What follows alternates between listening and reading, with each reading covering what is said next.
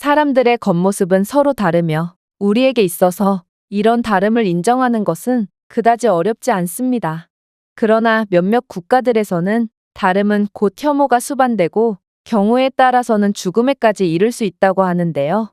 제가 오늘 소개해드릴 사연도 이와 관련이 있습니다.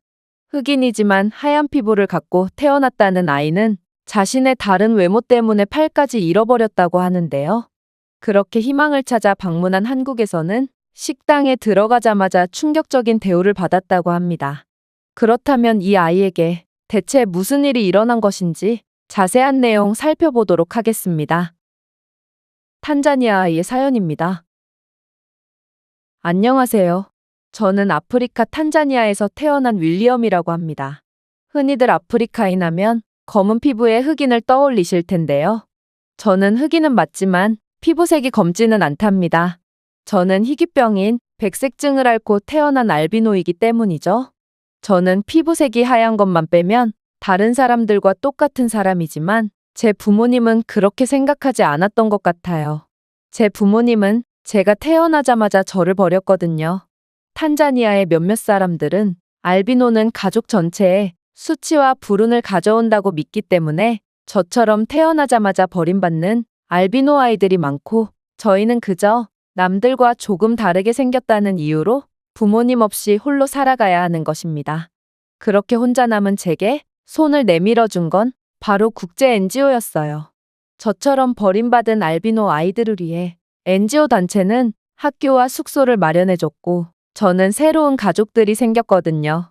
하지만 가족이 생겼다는 행복도 잠시였어요. 시간이 지날수록 저와 함께 학교를 다니는 다른 알비노 친구들이 실종되거나 팔다리를 잃은 채 발견되는 일이 많아졌거든요. 선생님 말씀으로는 아프리카 내에는 알비노의 머리카락이나 신체 일부가 부와 건강, 행운을 가져다 준다는 미신이 있어서 저희 같은 알비노들은 잔혹한 범죄에 노출되어 있다고 하셨어요. 그리고 저희 알비노 학교의 위치가 알비노 사냥꾼들에게 발각된 것 같다며 앞으로 더 많은 사냥꾼들이 몰려들 테니 밤에는 절대로 숙소 밖을 나가지 말라고 신신당부하시더라고요. 저는 절망했습니다. 가족들도 저를 버렸는데 다른 사람들은 동족인 저희의 신체를 얻기 위해 저희를 사냥하고 있다니 이런 현실이 너무 가혹하고 비참했거든요.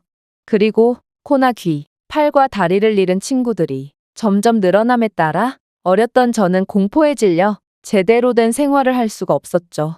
결국 저는 너무 두려워서 학교를 그만두게 되었습니다. 그러나 범죄를 피할 수는 없었어요. 제가 10살이 되었을 때 물을 기르러 갔다가 매복해 있던 알비노 사냥꾼들에 의해 납치를 당하게 되었고 결국 왼팔과 오른손가락 2개를 잃고 말았거든요. 다행히도 저는 NGO 단체에게 구조돼서 목숨만은 건질 수 있었으나 그때의 일이 너무 충격적이라 저는 한동안 실어증에 걸려 말도 못했고 학교 교육과정도 제대로 쫓아갈 수 없었어요. 그렇게 저는 무척이나 어렸을 때부터 무력감이 무엇인지 뼈저리게 느꼈습니다. 이 나라에서 저는 아무것도 할 수 없고 저를 지켜줄 만한 사람도 없었거든요. 그런데 운이 좋게도 저는 어떤 구호단체에 의해 미국으로 갈 기회가 생겼어요. 미국으로 가면 목숨을 보호받을 수 있고 교육도 시켜준다는 말에 저는 망설임 없이 미국으로 건너가게 되었습니다. 미국에서의 삶은 처음에는 좋았어요. 사람들은 미신 때문에 피해를 입은 저를 마치 영웅처럼 대해줬고 엄청나게 잘해줬거든요. 그러나 시간이 지날수록 저는 탄자니아에 있을 때와 거의 비슷한 처지에 있다는 걸 알아차리게 되었어요. 탄자니아에서처럼 미국에서 제가 마음대로 할 수 있는 건 아무것도 없었거든요. 사람들은 저를 정치적으로, 상업적으로 이용하려고만 했고 카메라가 없는 곳에서 저는 늘 소외되었죠. 교육은커녕 저는 제대로 잠도 못 자고 이곳저곳을 끌려다니며 모금 행사에 참여해야 했고 이런 생활은 계속해서 이어졌어요. 그리고 미국의 흑인들은 저보고 흑인을 흉내내려고 하는 가짜라며 제 존재 자체를 부정하며 차별을 하더군요. 이들은 가끔 제게 침을 뱉거나 계란을 던지는 등 저를 혐오 섞인 시선으로 대했습니다. 결국 미국도 탄자니아와 별반 다르지 않았던 것이죠. 모든 사람들은 저를 싫어했고 이용하려고만 했거든요. 그러다 한 번은 제게 해외를 갈 기회가 생겼어요. 한국에서 모금 행사가 열렸기 때문인데요. 돈에 미친 미국 단체는 저를 한국으로 보냈고, 그렇게 저는 처음으로 한국 땅을 밟게 되었습니다. 그런데 한국인들의 반응은 무척이나 특별하더군요. 대부분의 한국인들은 저를 보고도 그냥 평범한 사람 보듯 했고, 일부 한국인들은 제 피부와 머리색을 보고 너무 예쁘다며 제게 미소를 보내줬거든요. 한국인들은 장애가 있는 제 팔은 신경조차 안 썼으며 그저 너무 예쁜 아이라며 저를 연신 칭찬해줬습니다. 저는 이런 칭찬과 따뜻한 시선은 처음 받아봤기 때문에 너무 부끄러워서 도망가고 말았어요. 그러나 저도 모르게 나오는 미소만은 숨길 수가 없었죠. 그렇게 한국인들의 환대를 받으며 저는 행사를 마무리할 수 있었고, 한국인 담당자들은 저를 숙소로 데려다 주려고 했어요. 그런데 길을 가던 중에 어떤 장면이 제 눈길을 끌었어요. 그건 바로 고기 요리를 판매하는 식당이었는데요. 그 식당 안에 놀이터 같은 시설이 너무 신기했거든요. 저는 놀이터에서 놀고 싶어서 멍하니 그 고깃집을 보고 있었고, 저를 숙소로 데려다 주던 한국인들은 그런 저를 보고 물었어요. 윌리엄, 저건 삼겹살이라는 고기야. 저 고기를 먹어보고 싶니? 사실 저는 고기는 안중에도 없었어요. 그저 놀이터에만 관심이 있었거든요. 그러나 팔도 없는 제가 놀이터에서 논다는 사실이 우스꽝스럽게 들릴까봐 그저 아닌 척했죠. 네, 고기가 먹고 싶어요. 하지만 저는 돈이 없는걸요. 그러자 한국인 담당자들은 미소를 지으며 자신들이 사줄 테니 고기를 먹고 가자고 말했어요. 그리고 저는 신나서 고깃집에 들어갔죠. 그런데 고깃집에 들어온 저를 보고 주인처럼 보이는 아주머니가 소리를 지르더군요. 저는 엄청나게 놀랐어요. 저는 한국어를 할 줄 모르기 때문에 오만 가지 생각이 다 들기 시작했어요. 내가 알비노라서 식당 출입을 거절당한 거구나. 팔이 없는 내가 식당에 들어오면 재수가 없어지니 나를 쫓아내는 거구나. 이건 미국과 탄자니아에서도 많이 겪은 일이므로 저는 좌절한 채 저를 데리고 온 한국인 담당자들을 쳐다보며 발걸음을 돌렸습니다. 그런데 제 편을 들어줄 줄 알았던 한국인 담당자들은 저를 보고 엄청나게 웃는 거예요. 그 모습을 본 저는 역시 한국인들도 나를 차별할 뿐이구나 싶어서 눈물이 다 나오더라고요. 그러나 곧이어 나온 담당자들의 말은 굉장히 놀라웠어요. 윌리엄, 고기가 그렇게나 급하게 먹고 싶었니? 한국에서는 실내에 들어갈 때 신발을 벗고 들어가야 한단다. 네가 신발을 신고 들어와서 주인 아주머니가 화가 나셨나 보구나. 그랬습니다. 제가 들어간 고깃집에서는 신발을 벗고 들어와야 하는데 놀이터를 보고 흥분한 제가 신발을 신은 채로 마구잡이로 들어오니 아주머니는 그저 제게 주의를 주신 거였죠. 제가 신발을 벗고 다시 들어오자 그제야 주인 아주머니는 제 머리를 쓰다듬으며 제게 뭐라고 말씀하셨어요. 한국인 담당자는 윌리엄 네가 너무 예뻐서 오늘 하루가 행운으로 가득할 것 같다고 말씀하시는구나 라고 통역해 주셨죠. 저는 충격을 받았습니다. 아군의 대명사였던 제가 한국에서는 행운을 가져오는 존재가 되다니 이건 정말 처음 들어보는 말이었거든요. 저는 날아갈 듯 기분이 좋아졌고 자리에 앉기 무섭게 화장실을 다녀온다고 하고 놀이터로 향했습니다. 그런데 이 놀이터에는 이미 다른 한국인 아이들로 가득했어요.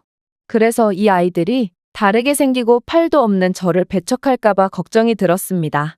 그러나 한국인 아이들은 저를 신기한 듯 쳐다보더니 저를 놀이에 끼워줬어요. 팔이 불편한 저를 위해 손까지 잡아주며 놀이터를 이용하도록 도와줬고 잘린 제 왼쪽 팔을 연신 어루만져줬죠. 한국 친구들의 이런 사소한 행동들은 제게 큰 위로가 되었어요. 왜냐하면 지금껏 아무도 저를 신경 써주지 않았거든요. 이런 친구들의 감동적인 마음을 뒤로 놀이터 밖에서는 연신 저를 부르는 소리가 들렸어요. 윌리엄, 고기가 다 익었단다. 어서 먹으러 오렴. 윌리엄, 고기 안 먹을 거니? 계속 안 오면 우리가 다 먹는다. 하지만 저는 친구들과의 놀이가 더 즐거워서 한국인 담당자들의 말은 잘 들리지도 않았어요. 결국 이 친구들이 전부 가고 나서 저도 끌려가서 강제로 고기를 먹게 되었죠. 그리고 이때 먹은 한국의 삼겹살은 제가 그동안 먹었던 그 어떤 음식들보다 가장 맛있던 걸로 기억해요. 저는 제 생에 가장 행복한 하루를 보내고 있었고, 그래서 더 맛있게 느껴졌을 수도 있겠네요. 제가 고기를 잘 먹자 아까 제게 호통을 쳤던 아주머니는 아이스크림까지 가져다 주시며 저를 정말 예뻐해 주셨어요. 그리고 더 먹고 싶으면 언제든 가져다 먹으라며 아이스크림 통의 위치까지 알려주셨죠. 아이스크림은 제가 가장 좋아하는 간식이었고, 저는 이 아이스크림을 3번씩이나 먹었어요. 이렇게 한국에서 행복이라는 감정을 처음 느끼다 보니 저는 더 이상 이전으로 돌아가고 싶지 않았어요. 마치 새장 속에서 태어난 앵무새가 우연히 철창 밖으로 나갔을 때처럼 삶은 불행의 연속인 게 당연한 줄 알았던 제가 한국에서 처음으로 행복을 겪으니 한국에서 쭉 살고 싶은 욕심이 들었거든요. 제가 진지하게 미국으로 가고 싶지 않고 한국에서 살고 싶다고 말하자 담당자분들도 제 말을 귀 기울여 듣더니 저를 위해 진지하게 상담해줬어요. 그리고 어쩌면 한국으로의 난민 신청을 통해 한국에서 평생 살 수도 있을 거라고 말했죠. 그래서 지금의 제가 도대체 어디서 이 글을 작성하고 있냐고요? 바로 한국입니다. 이 한국인들은 그날 처음 본 저를 위해 여러 방면으로 애써주셨고, 결국 저는 한국으로부터 난민을 인정받을 수 있었죠. 저는 현재 한국에서 중학교를 다니고 있고, 한국인들은 저를 있는 그대로의 모습으로 봐줘서 너무 행복하답니다. 물론 한국에서는 저를 이용하려고 하는 사람들도 단 한 명도 없어요.